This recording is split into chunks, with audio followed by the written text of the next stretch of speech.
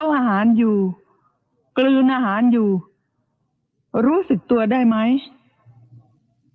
ขณะนี้มีรสอะไรปรากฏรสเปรี้ยวมีไหมรสเค็มมีไหมรสหวานมีไหมเอาเป็นว่ารสอะไรปรากฏก็รู้อย่างนั้นนั่นแหละนะคะถ้าเปรี้ยวไม่มีหวานหรือเปล่าถ้าไม่มีเผ็ดมีไหมเค็มมีไหมมีขมไหมมีฝาดไหมรสใดปรากฏคณะแม่ชีในขที่ณะที่สำนักกำลังเรียนเคี่ยวอาหารแม่อยู่ชีเมืองแปรด้วย300 คนก็เป็น600 คนนะคะ600 ชุดนอกจากนั้นก็จะนำผ้าเนื้อดีสีทองพร้อมกับเครื่องสักการะบูชาไปถวายพระมหาเจดีย์ด้วยการนำไปกระทำประทักษิณห่มพระบรมสารีริกธาตุของพระพุทธเจ้านะห่มพระมหาเจดีย์ที่ประดิษฐานพระบรมสารีริกธาตุของพระพุทธเจ้าค่ะนะอย่างเช่นพระมหาเจดีย์บจีนะพระมหาเจดีย์องค์เมียนพาหุนี่มีอายุเก่าแก่กว่า 2,000 ปีทั้งนั้นยังมีพระมหาเจดีย์พญาจีนี่ก็เป็นพระมหาเจดีย์ยุคแรกของประเทศพม่านะก็ทั้ง3 แห่งเนี่ยเป็นพระมหาเจดีย์ที่อายุ 2,000 กว่าปีทั้งนั้นเลยค่ะส่วนพระมหาเจดีย์อีกองค์หนึ่งนี่สวยงามมากสวยงามแบบทันสมัยเพราะว่าสร้างเมื่อ500 กว่าปีเนี่ยค่ะสร้างเมื่อ500 กว่าปีเป็นพระมหาเจดีย์เมืองหงสาวดีที่รับสั่งให้สร้างโดยพระเจ้าบุเรนองนะเพราะว่าในครั้งนั้นพระมหากษัตริย์ที่ประเทศศรีลังกาได้อัญเชิญพระทันตธาตุหุ้มทองคำและอัญมณีล้ำค่ามาถวายพระเจ้าบุเรนองพระราชาจึงได้รับสั่งให้สร้างพระมหาเจดีย์อย่างสวยงามทีเดียวค่ะเพื่อประดิษฐานพระทันตธาตุหุ้มทองคำและอัญมณีล้ำค่านะคะในครั้งนี้เราไปทำบุญกันเห็นน้ำเห็นเนื้อทีเดียวแหละนะเรียกว่าเป็นบุญเป็นกุศลยิ่งใหญ่ส่วนพระมหาเจดีย์ชเวดากองนั้นก็ต้องไปไหว้ทุกครั้งนะคะเพราะว่าพระมหาเจดีย์ชเวดากองนั้นเป็นพระเจดีย์คู่บ้านคู่เมืองของประเทศพม่าเขาถ้าท่านผู้ใดต้องการร่วมทำกุศลด้วยกันก็เชิญนะเพราะว่ามีหลายอย่าง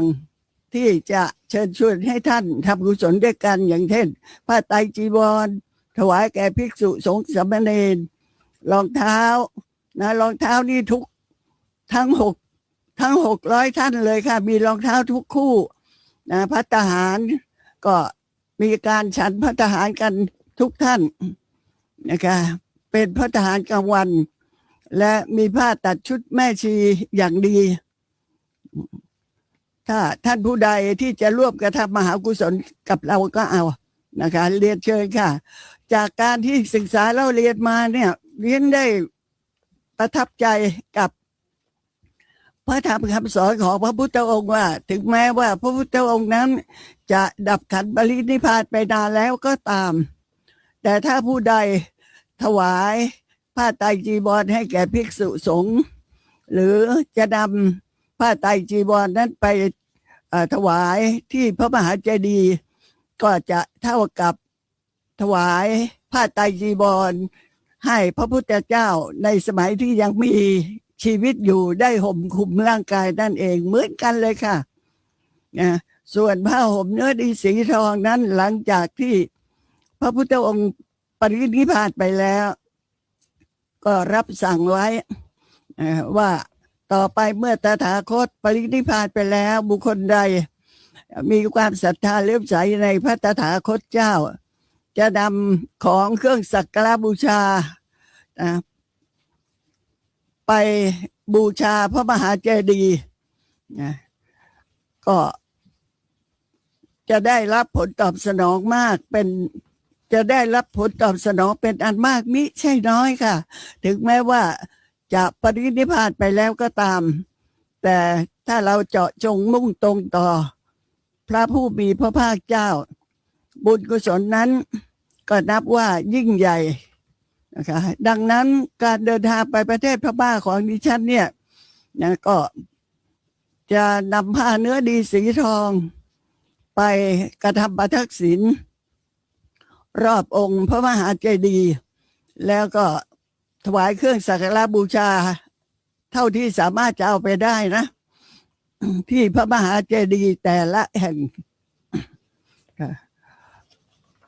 อีกงานหนึ่งที่จะต้องเรียนให้ท่านทราบเรียนเชิญนะก็คือปีนี้นะดิฉันเป็นเจ้าภาพทอดกฐินค่ะท่านผู้ฟังที่รับฟังดิฉันอยู่ตลอดมา20-30 ปีก็คงจะไม่เคยได้ยินหรอกว่าดิฉันจะเชิญชวนทอดกฐินแต่ปีนี้นะคะเรียนเชิญชวนทำบุญทำกุศลร่วมกันในวันทอดกฐินนะคะวันที่15 พฤศจิกายน 2569คือกลับจากประเทศพม่ามาอาทิตย์เดียวก็จะไปทอดกฐินทอดที่ไหนทอดที่วัดป่าบุญคุ้มเกล้าตำบลหัวสำโรงอำเภอแปลงยาวจังหวัดฉะเชิงเทราวัดป่าบุญคุ้มเกล้าเนี่ยเป็นวัดป่าภิกษุสงฆ์ที่อยู่ในที่นี้ศึกษาเล่าเรียนพระพิธรรมพระสูตรพระวินัยนะเป็นผู้ที่เพิ่งจะจัดงานสัมมนาพระวินัยไปเมื่อไม่กี่วันนี้เองนะคะเมื่อสักอาทิตย์หรือว่า10 วันผ่านมานี้เองที่วัดป่าบุญคุ้มเกล้านะคะตำบลหัวสำโรงอำเภอแปลงยาวจังหวัดฉะเชิงเทราก็ร่วมทอดกฐินด้วยกันนะคะถ้าท่านจะทำบุญร่วมกันก็ขอเรียนเชิญค่ะโอนเงินผ่านมาทางธนาคารกรุงเทพเลขบัญชี16174222ทบทวนนะคะร่วมทำบุญที่ประเทศพม่าและที่งานทอดกฐินโอนเงินผ่านมาทางธนาคารกรุงเทพเลขบัญชี16174222และถ้าท่านต้องการที่จะโทรศัพท์มาคุยกับดิฉันโดยตรงก็เชิญนะคะหลังจบรายการแล้วเป็นต้นไปทุกวันหลังจบรายการแล้วเป็นต้นไปทุกวันคือ5 โมงเย็นผ่านไปแล้วเนี่ยโทรศัพท์เข้ามาได้ที่หมายเลข0865473603ทบทวนนะคะหลัง5 โมงเย็นไปแล้วถ้าท่านผู้ใดต้องการโทรศัพท์เข้ามาคุยด้วยก็เรียนเชิญนะคะ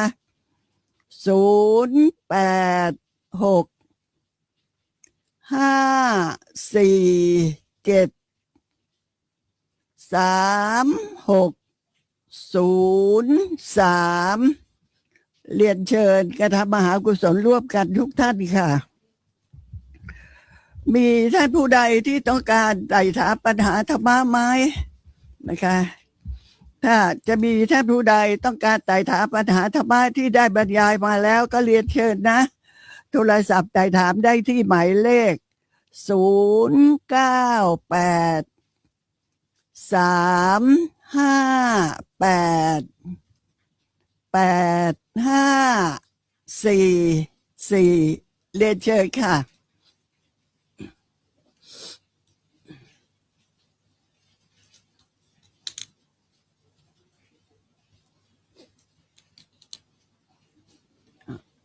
ถ้าไม่มีท่านผู้ใดที่จะไถ่ถามปัญหาที่จริงแล้วถ้าตั้งใจรับฟังก็ไม่น่ามีปัญหานะเพราะว่าฟังง่ายค่ะฟังง่าย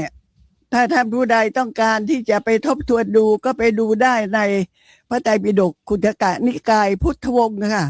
วงของพระอรหันตสัมมาสัมพุทธเจ้านะเมื่อวันศุกร์ที่ผ่านมาได้พูดไปบรรยายไปถึงเรื่องของสุเมธดาบทนะสุเมธดาบทพระโพธิสัตว์เนี่ยค่ะก็คือพระพุทธเจ้าของเรานี่เองในครั้งนั้นที่สุเมธดาบทได้บวชเป็นพระฤาษีได้ฌานได้อภิญญาแต่ได้เพียงอภิญญา5นะไม่ใช่อภิญญา6สุเมธดาบทได้เข้าเฝ้าพระทีปังกรพุทธเจ้าเป็นครั้งแรกทีเดียวในกับนี้ในกับที่จะได้รับพุทธพยากรโดยเฉพาะพระพักตร์จากพระพุทธองค์ก็ครั้งนั้นสุเมธดาบทนี่แหละค่ะได้เหาะไปเพื่อที่จะกระทำมหากุศลร่วมกันกับมหาชนค่ะแต่เมื่อถึงการเวลานั้นแล้วก็ยังไม่สามารถที่จะทำทางให้สำเร็จได้จึงได้นอนคว่ำหน้านะนอนคว่ำหน้าเพื่อให้พระพุทธเจ้าพร้อมด้วยพระอรหันต์ทั้งหลายเดินไปบนหลังของท่าน ด้วยการสละชีวิตแต่พระผู้มีพระภาคเจ้านั้นคือพระทีปังกรพุทธเจ้าน่ะตรัสว่าดูก่อนภิกษุทั้งหลายพวกเธอจงดูชดินดาบทผู้มีตบะรุ่งเรืองนี้ภายในภัทรกัปนี้ท่านผู้นี้จักได้เป็นพระพุทธเจ้าในโลกพระตถาคตจะเสด็จออกจากพระนครกบิลพัสดุทรงเริ่มความเพียรบำเพ็ญทุกขกิริยาตถาคตจักประทับนั่งณควงไม้อาชาปาละนิโครธแล้วก็ทรงรับข้าวมัทุปายาตเสวยข้าวมัทุปายาตที่ริมฝั่งแม่น้ำเนรัญชลาแล้วก็เสด็จเข้าไปยังควงไม้โพพฤกษ์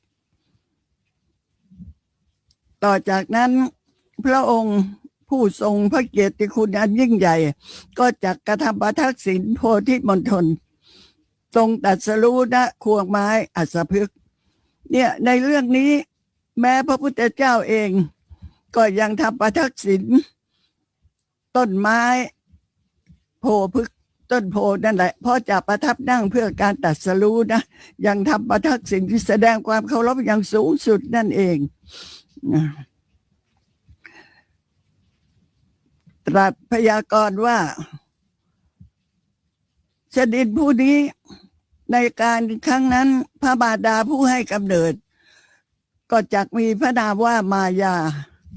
พระบิดามีพระนามว่าสุทโธทนะชดินดาบทผู้นี้ต่อไปจะได้ตรัสรู้เป็นพระอรหันตสัมมาสัมพุทธเจ้ามีพระนามว่าโคตมะพระเถระนามว่าโกริตะและอุปติสสะจักเป็นอัครสาวกทางฝ่ายซ้ายและทางฝ่ายขวาพระเถระนามว่าอานนท์จักได้เป็นพุทธอุปถากปฏิบัติบำรุงพระพุทธเจ้าพระองค์นั้นต้นไม้ที่ตรัสรู้ของพระพุทธองค์ชาวโลกเรียกกันว่าอัสสัทธะพระเถรีพระอุบลวรรณาเถรีหรือว่าพระเขมาเนี่ยนะพระเถรีนามว่าเขมาเถรีและอุบลวรรณาเถรีจักได้เป็นพระอัครสาวิกาจิตตะคฤหบดีและหัตถกะคฤหบดีชาวเมืองอาลวีก็จักได้เป็นอัครอุปถากนันทามารดาและนางอุตราจักเป็นอัครอุปถายิกาทรงพยากรณ์อย่างนี้นะในครั้งนั้นน่ะสุเมธดาบทซึ่ง นอนคว่ำหน้าอยู่นั้นเนี่ยพอได้ยินคำได้ยินพระดำรัสของพระผู้มีพระภาคเจ้าที่ปังกรแล้วก็เกิดความปิติเกิดความโสมนัสอย่างยิ่งคิดว่าปรารถนาของเราจักสำเร็จแล้วแน่นอนเพราะว่าครั้งนี้แหละที่ได้รับพยากรณ์จากพระพุทธเจ้าเฉพาะพระพักตร์เป็นครั้งแรกแม้มหาชนที่ได้สดับพระดำรัสของพระผู้มีพระภาคเจ้าแล้วก็พากันร่าเริงยินดีว่าดาบทผู้นี้แหละเป็นหน่อเนื้อพุทธางกูลหมายความว่าเป็นหน่อของพระพุทธเจ้านะซึ่งแต่ละคนก็ตั้งความปรารถนาไว้ว่าหากเราท่านทั้งหลายยังไม่สามารถที่จะบรรลุธรรมะได้ในภพชาตินี้ในอนาคตการนู้นก็ขอให้เราทั้งหลายพึงได้เป็นผู้ที่สามารถรู้แจ้งในพระสัจธรรมของพระอรหันตสัมมาสัมพุทธเจ้าพระองค์นี้ด้วยเถิดส่วนตัวของพระทีปังกรพระพุทธองค์เนี่ยเมื่อทรงสรรเสริญพระโพธิสัตว์แล้วก็ทรงบูชาด้วยดอกไม้8 กำ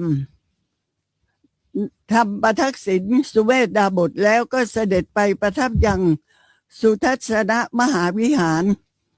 เหล่าเทพเทวดาก็พากันมาบูชาสุเมธดาบท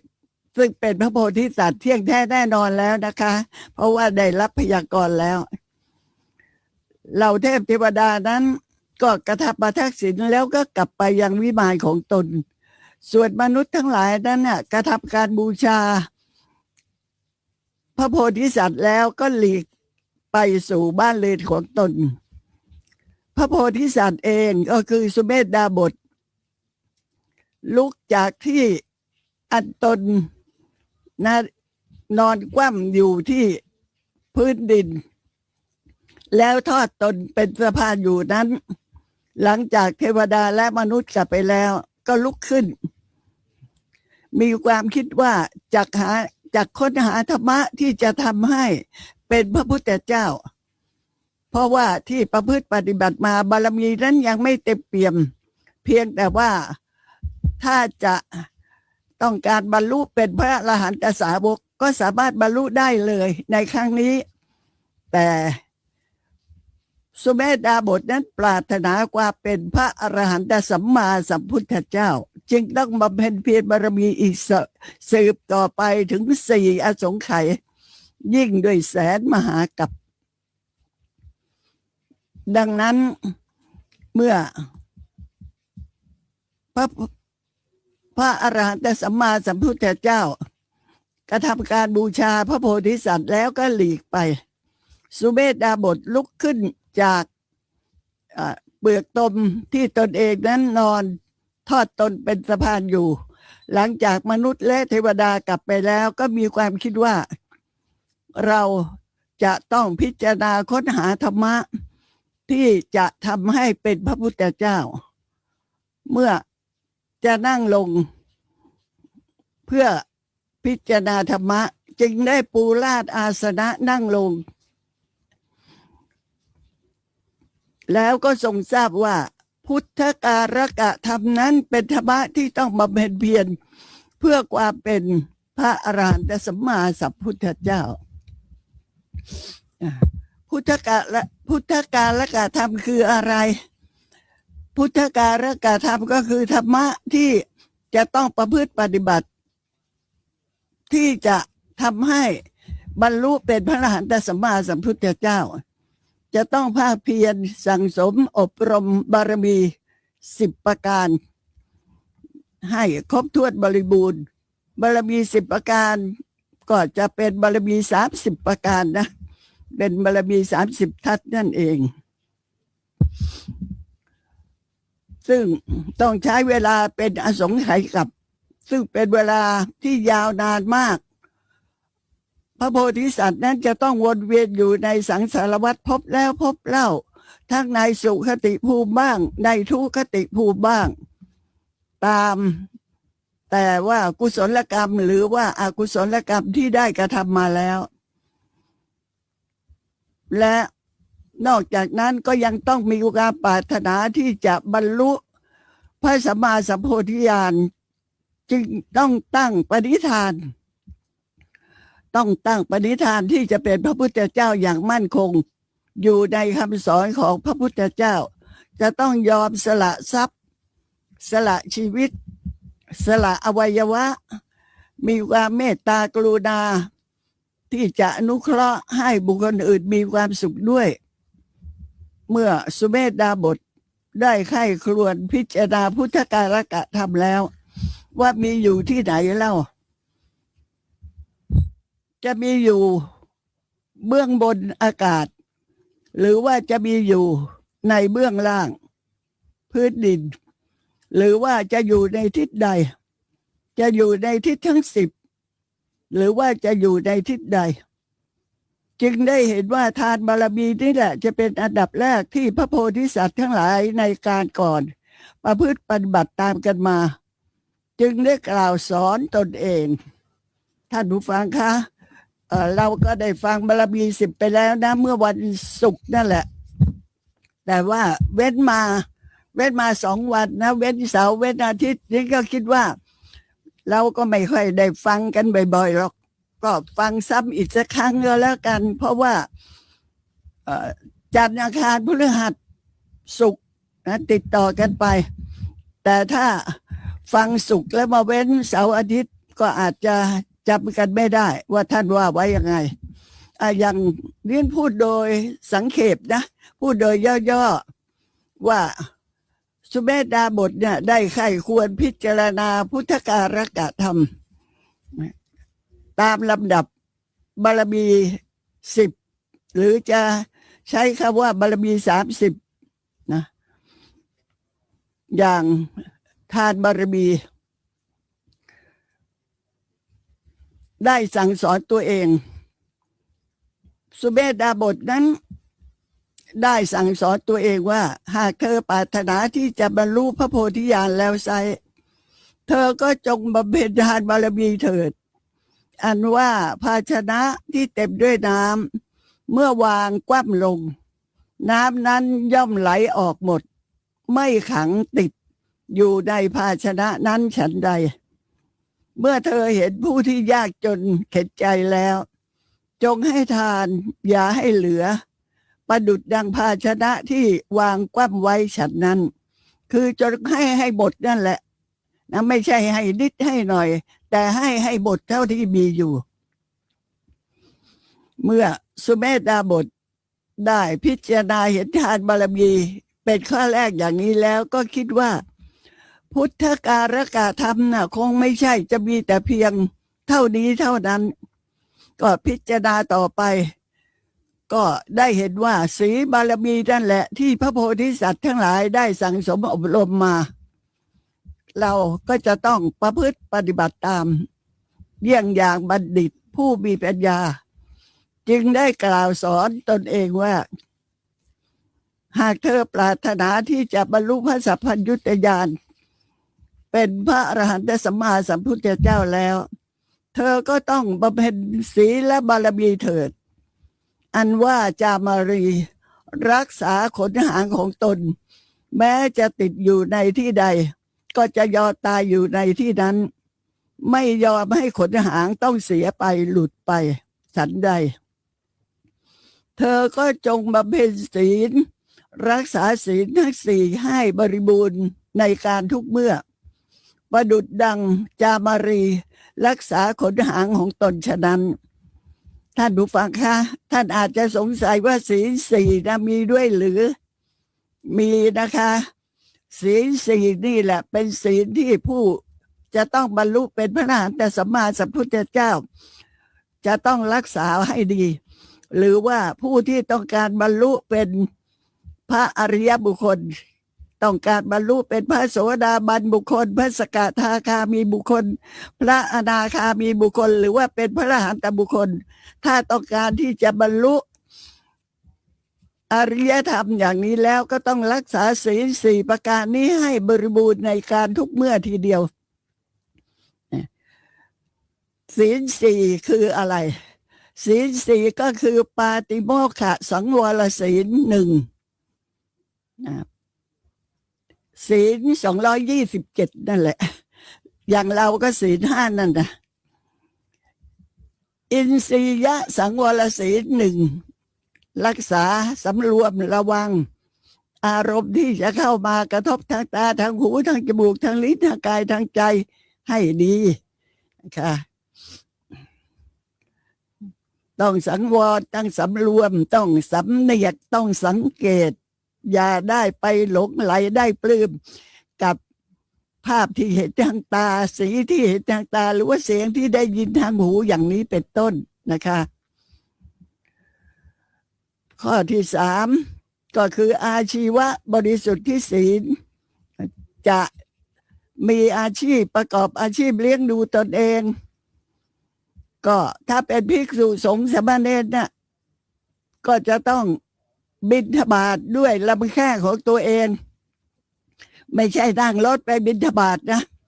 ต้องบิณฑบาตด้วยลำแข้งของตัวเองต้องเดินไปตามบ้านต่างๆไม่ว่าจะเป็นบ้านของคนยากจนหรือบ้านของคนร่ำรวยก็ต้องหยุดรอทุกบ้านว่าเขาจะใส่บาตรไหมถ้าเขาไม่ใส่ก็ไปบ้านอื่นต่อไปนะต้องรักษาอาชีวะบริสุทธิศีลนี้ให้บริบูรณ์เพราะว่านี่คืออาชีพของพระค่ะการบิณฑบาตเนี่ยการบิณฑบาตเลี้ยงชีพตนในเวลาเช้าเนี่ยเห็นไหมคะเป็นอาชีพของพระนะแต่ถ้าเป็นฆราวาสอย่างเรานะก็ต้องดูในอาชีวะบริสุทธิศีลที่ได้พูดไปเกี่ยวกับฆราวาสอย่างเรานะและปัจจยสันนิสิตศีลศีลทั้งสี่ประการเนี้ย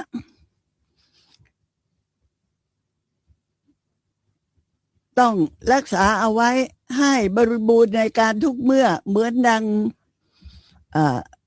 จามารีนี่เป็นสัตว์ที่คล้ายๆเหมือนกับลานะประดุจดังจามารีที่รักษาขนหางของตนเอาไว้ฉะนั้น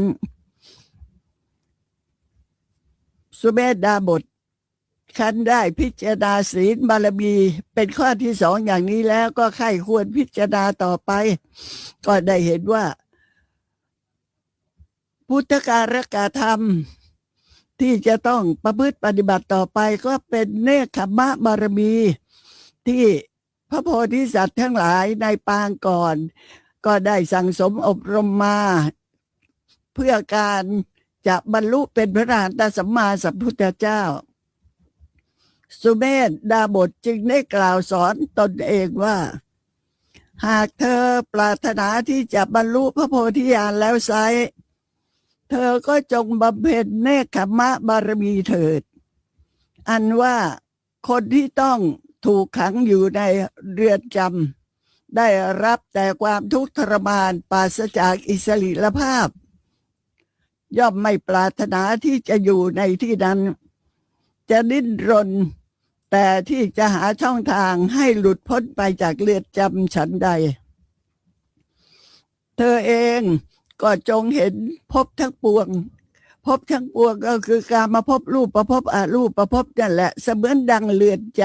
ำเธอจงเห็นภพทั้งปวงเสมือนดังเรือนจำจงมุ่งหน้าต่อเนกขมะบารมี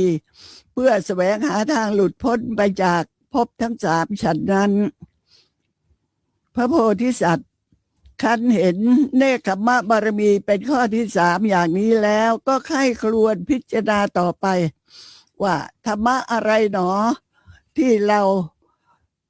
จะบำเพ็ญเพียรต่อจากเนกขมะบารมีก็รู้ว่าปัญญาบารมีนั่นแหละที่พระโพธิสัตว์ทั้งหลายแต่ปางก่อนได้สั่งสมอบรมมาเมื่อพิจารณาอย่างนี้แล้วจึงได้กล่าวสอนตนเองว่าหากเธอปรารถนาที่จะบรรลุพระโพธิญาณแล้วไซร้เธอจงบำเพ็ญปัญญาบารมีเถิดอันว่าภิกษุที่เที่ยวบิณฑบาตมิได้เลือกว่าทายก หรือว่าทายิกาจะอยู่ในตระกูลชั้นสูงหรือว่าชั้นกลางชั้นต่ำเธอก็ย่อมยินดีรับบิณฑบาตนั้นพอยังอัตภาพให้เป็นไปได้ฉันใดเธอจงเข้าไปหาผู้ที่เป็นบัณฑิต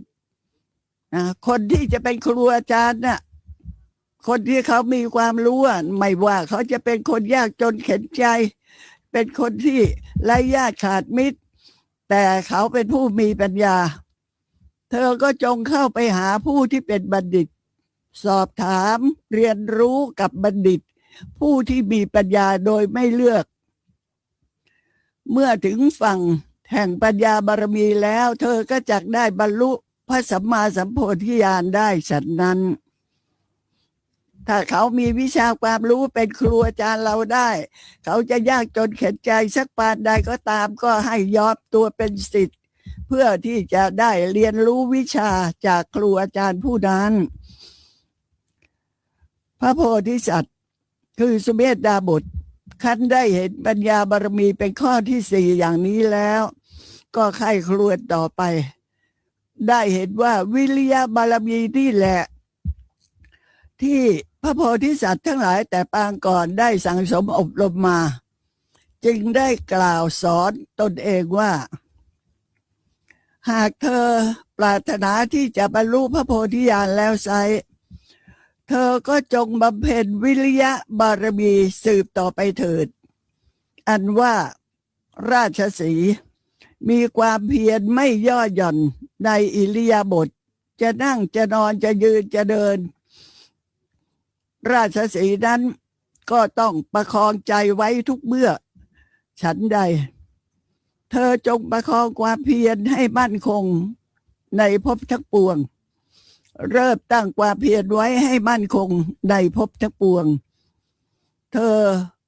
เริ่มตั้งความเพียรเมื่อถึงฝั่งแห่งวิริยะบารมีแล้วก็จักได้บรรลุพระสัมมาสัมโพธิญาณได้ฉันนั้นสุเมธดาบทคันได้พิจารณาวิริยะบารมีเป็นข้อที่ห้าอย่างนี้แล้วก็พิจารณาสืบต่อไปก็ได้เห็นว่าขันติบารมีนั้นเป็นสิ่งที่พระโพธิสัตว์ทั้งหลายแต่ปางก่อนได้สั่งสมอบรมมาจึงได้กล่าวสอนตนเองสืบต่อไปว่า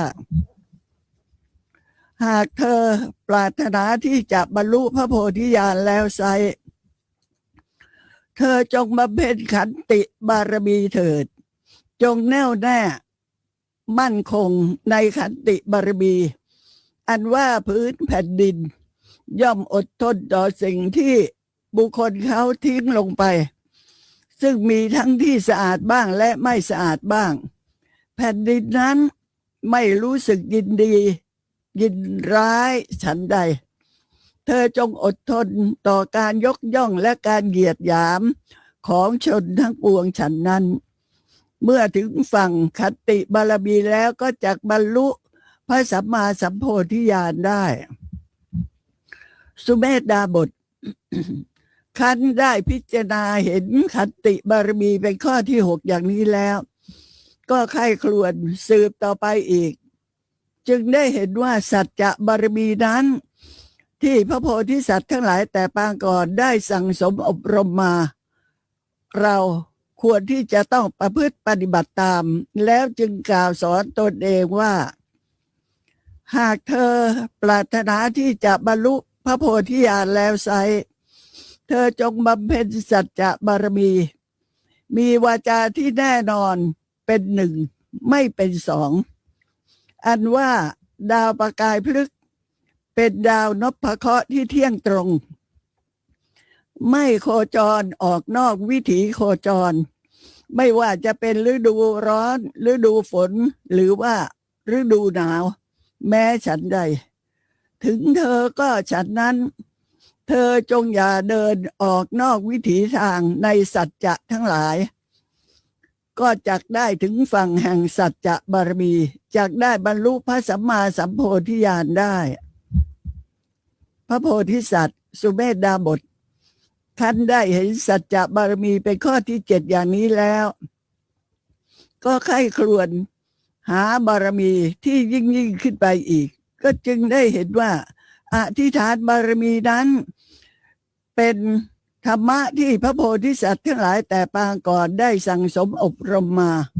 จึงได้กล่าวสอนตนเองสืบต่อไปว่า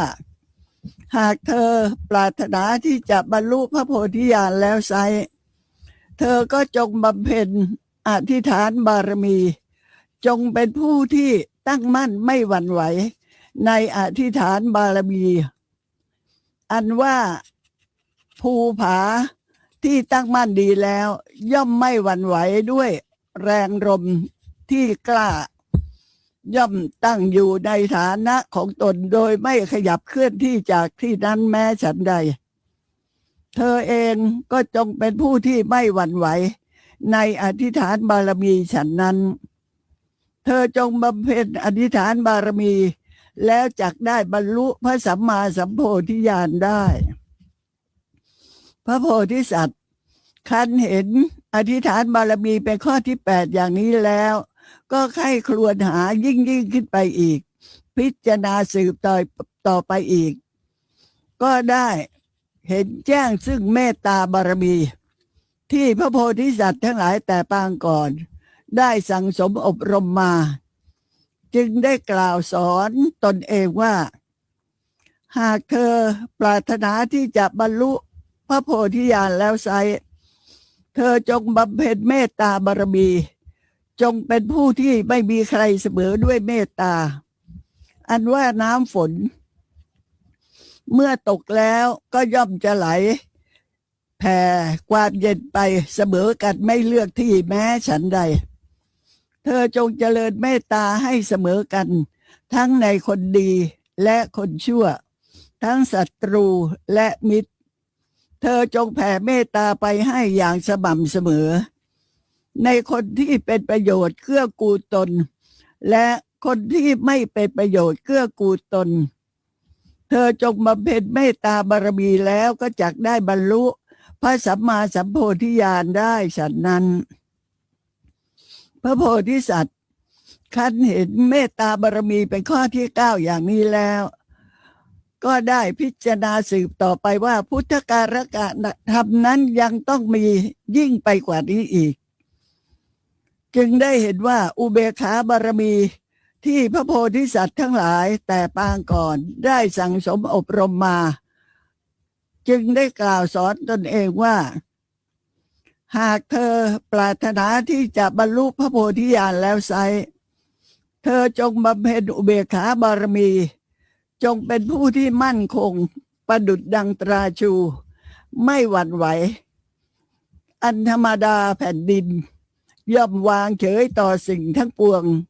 ทั้งที่สะอาดบ้างไม่สะอาดบ้างที่เขาทิ้งลงมาแผ่นดินเว้นจากความยินดียินร้ายฉันใดเธอเองก็จงเป็นผู้ที่มีความมั่นคงประดุจดังตราชูไม่เอ็นเอียงไปในความสุขและความทุกข์ทุกเมื่อเธอจงบำเพ็ญอุเบกขาบารมีแล้วก็จะได้บรรลุพระสัมมาสัมโพธิญาณได้ฉันนั้นสุเมธดาบทเมื่อใครควรพิจารณาพุทธการกธรรมซึ่งเป็นธรรมะที่อบรมบ่มโพธิญาณทั้ง10ประการดังที่กล่าวไปแล้วนี้ก็มีความคิดว่าพุทธการกธรรมทั้งหลายที่พระโพธิสัตว์พึงบำเพ็ญในโลกนี้มีเพียงเท่านี้เท่านั้นไม่มียิ่งไปกว่านี้บารมีทั้ง10เหล่านี้ในอากาศเบื้องบนก็ไม่มีในแผ่นดินเบื้องต่ำก็ไม่มีแม้ในทิศทั้งหลายก็ไม่มีแต่ทว่าบารมีทั้งหลายเหล่านี้มีประดิษฐานอยู่แล้วภายในดวงใจของเราเท่านั้นท่านผู้ฟังคะบารมี10เนี่ยถ้าเป็นการบำเพ็ญบารมีเนื่องด้วยทรัพย์สมบัติของเราที่เป็นสิ่งของภายนอกกายนะเรียกว่าบารมีนะคะตรงนี้เราก็ควรรู้ไว้เหมือนกันว่าถ้าเราจะบำเพ็ญบารมีก็ให้ทราบว่า สิ่งของต่างๆที่เป็นทรัพย์สมบัติแก้วแหวนเงินทองบุตรธิดาอะไรดังนั้นนะถ้าให้ใครได้บำเพ็ญได้ทรัพย์สมบัติสิ่งของต่างๆเหล่านั้นชื่อว่าบารมีค่ะแต่ถ้าเป็นอวัยวะอย่างแขนขาดวงตาอะไรต่างๆเหล่านี้นะที่สามารถให้ใครก็ได้ตัดศีรษะให้เขาก็ยังได้นะชื่อว่าอุปบารมี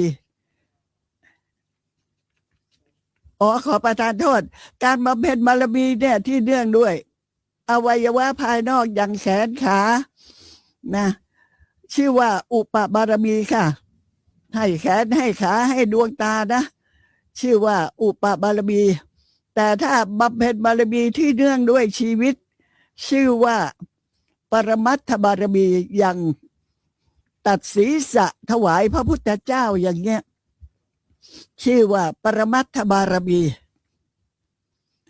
แต่ละบารมีนี้จะต้องมาเป็นทั้ง3ขั้นตอนคือทั้งบารมีทั้งอุปบารมีและปรมัตถบารมีจึงรวมเรียกว่าเป็นบารมี30ทัศพระโพธิสัตว์ทุกพระองค์ก่อนที่จะได้บรรลุเป็นพระอรหันตสัมมาสัมพุทธเจ้าก็จะต้องบำเพ็ญบารมี30ทัศนี้ให้บริบูรณ์นะคะดังนั้นบำเพ็ญมหาบริจาคทานบริจาคทรัพย์บริจาคบุตรบริจาคภรรยา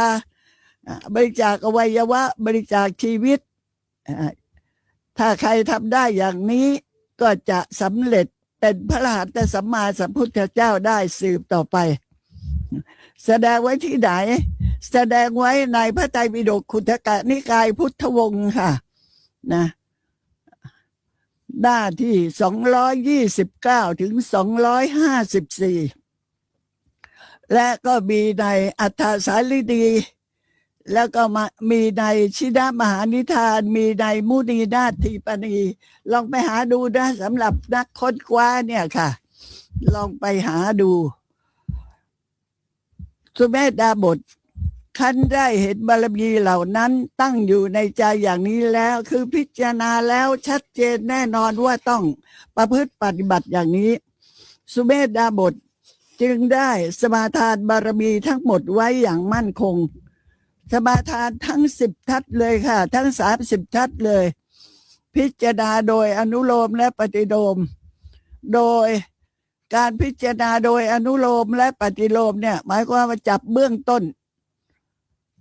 ไปให้ถึงเบื้องปลายจับเบื้องปลายให้ถึงเบื้องต้นจับตรงกลางให้ถึงเบื้องปลายทั้งสองจับเบื้องปลายทั้งสองให้ถึงตรงกลางเรียกว่าปฏิบัติอย่างละเอียดทุกสิ่งทุกประการทีเดียวต่อจากนั้นก็คิดว่าพุทธการกะธรรมทั้งหลายเหล่านี้เป็นเครื่องบ่มพระโพธิญาณที่พระโพธิสัตว์ทุกพระองค์จะต้องบำเพ็ญในโลกนี้ไม่มีอะไรยิ่งไปกว่านี้แล้วก็บารมีทั้ง10เหล่านี้ในอากาศเบื้องบนก็ไม่มีในแผ่นดินเบื้องล่างก็ไม่มีแม้ในทิศทั้งหลายก็ไม่มีแต่ว่ามีประดิษฐานอยู่ภายในหัวใจของผู้ที่จะบรรลุเป็นพระอรหันตสัมมาสัมพุทธเจ้าเท่านั้นจะอยู่ภายในหัวใจของพระโพธิสัตว์ผู้เที่ยงต่อการตรัสรู้เท่านั้นขณะที่สุเมธดาบทกำลังพิจารณาบารมีทั้งหลายอยู่เมื่อพิจารณาอย่างนี้ด้วยการจับเบื้องต้นไปให้ถึงเบื้องปลายจับเบื้องปลายไปให้ถึงเบื้องต้นแล้วจับตรงกลางให้ถึงเบื้องปลายทั้งสองแล้วจับเบื้องปลายทั้งสองให้ถึงตรงกลางเนี่ยบารมี10เนี่ยนะคะขณะที่พิจารณาอยู่อย่างนี้พิจารณากลับไปกลับมาแผ่นดินในโลกธาตุทั้งหลายพร้อมทั้งเทวโลกก็ได้สะเทือนสะท้านหวั่นไหวทำให้บรรดาชาวเมืองลัมมานครที่กำลังถวายทานแก่พระผู้มีพระภาคเจ้าอยู่ไม่สามารถที่จะดำรงกายอยู่ได้ ส่วนเซล้มลงปะทะกันไปปะทะกันมาเหมือนกับต้นไม้ใหญ่ถูกลมพายุพัดหักโค่นไปเป็นเหตุให้มหาชนนั้นตกใจต่างก็พากันเข้าไปกราบทูลถามพระผู้มีพระภาคเจ้าทีปังกรที่ประทับอยู่ในที่นั้นว่าเพราะเหตุใดพระเจ้าค่ะจึงเป็นเช่นนี้พระผู้มีพระภาคเจ้าทีปังกรได้ตรัสว่าเราได้พยากรณ์บุคคลใดไว้ว่าเขาได้จักตรัสรู้เป็นพระอรหันตสัมมาสัมพุทธเจ้าบัดนี้ผู้นั้นกำลังพิจารณาพระธรรมอยู่ซึ่งโบราณกธรรมที่พระชินเจ้าได้อบรมมาแล้วเมื่อท่านผู้นั้นกำลังพิจารณาพระธรรมอยู่อันเป็นพุทธภูมิจนหมดสิ้นครบทุกสิ่งทุกประการผืนแผ่นดินหมื่นโลกธาตุพร้อมทั้งเทวโลกก็หวั่นไหวไปเพราะเหตุนั้นเหล่ามหาชนเมื่อได้สดับพระพุทธดำรัสของพระทีปังกรพุทธเจ้าแล้วก็พากันหาดอกไม้ธูปเทียนออกไปกระทำการสักการะบูชาสุเมธดาบท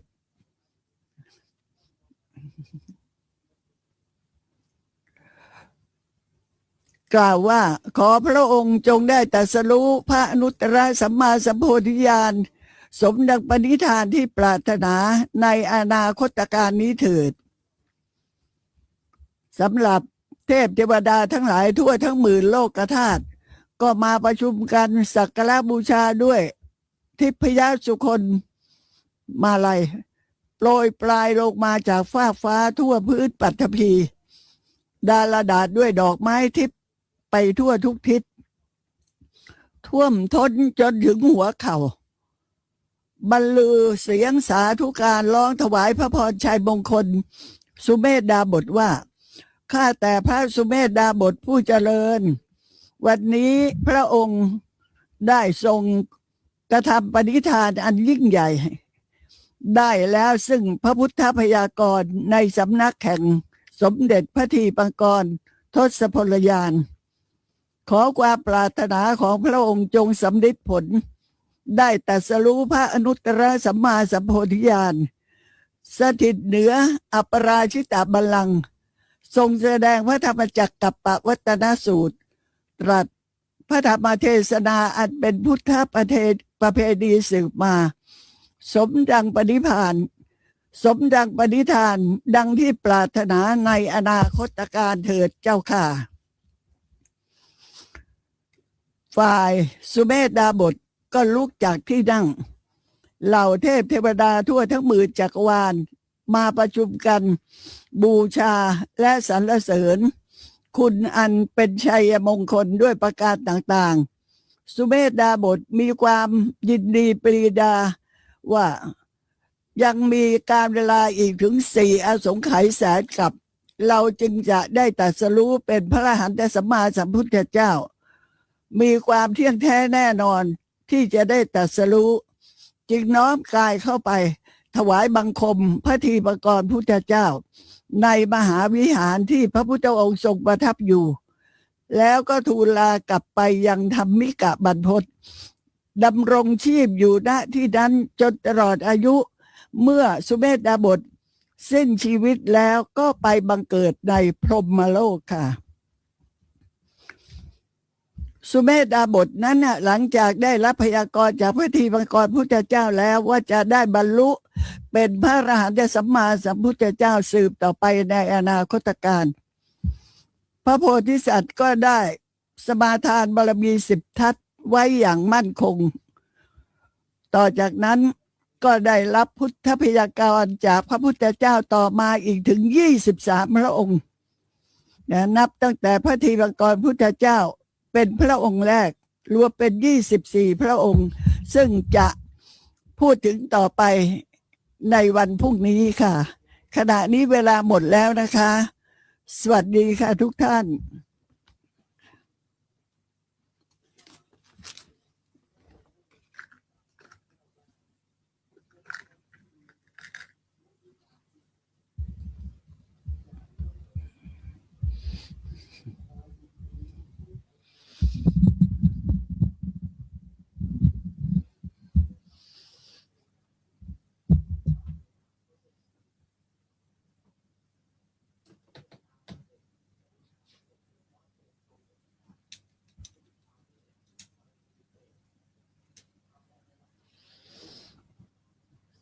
ธุนะโมตัสสะภะคะวะโตอะระหะโตสัมมาสัมพุทธัสสะนะโมตัสสะภะคะวะโตอะระหะโตสัมมาสัมพุทธัสสะนะโมตัสสะภะคะวะโตอะระหะโตสัมมาสัมพุทธัสสะพระเจ้ายุบารับคุณได้สาธยายพระธรรมคำสอนของพระพุทธเจ้าด้านที่มีแสดงไว้ในพุทธวงศ์และในพระคัมภีร์ต่างๆอันคุณสุรีมีผลกิจได้เรียบไว้ด้วยดีข้าพเจ้าจึงขอน้อมอุทิศส่วนกุศลผลบุญให้เกิดจากการให้ธรรมะเป็นทานนี้ขออุทิศให้แก่ดวงวิญญาณของบิดามารดาของพระเจ้าทุกภพทุกชาติที่ผ่านมาอันมีนายทรงอรัญกุลนางสมจิตอรัญกุลนายสุรินทร์อรัญกุลคุณยายซื้อง้อแซ่ตันนายสวัสดิ์สุทธิวงศ์นางนฤมลมุนตเสรีนางสาวสมฤทธิ์อรัญกุลนะครับสถานีวิทยุกระจายเสียงเพื่อการเผยแผ่พระพุทธศาสนากระจายเสียงในระบบ FM ความถี่101เมกะเฮิรตซ์คลื่นสาธุเรดิโอส่งกระจายเสียงจากวัดท่าพระยาจักรหรือว่าวัดช่องลมบ้านท่าพระหมู่ที่12ตำบลอู่ทองอำเภออู่ทองจังหวัดสุพรรณบุรีหมายเลขโทรศัพท์0625959123ส่งกระจายเสียงตลอด24ชั่วโมง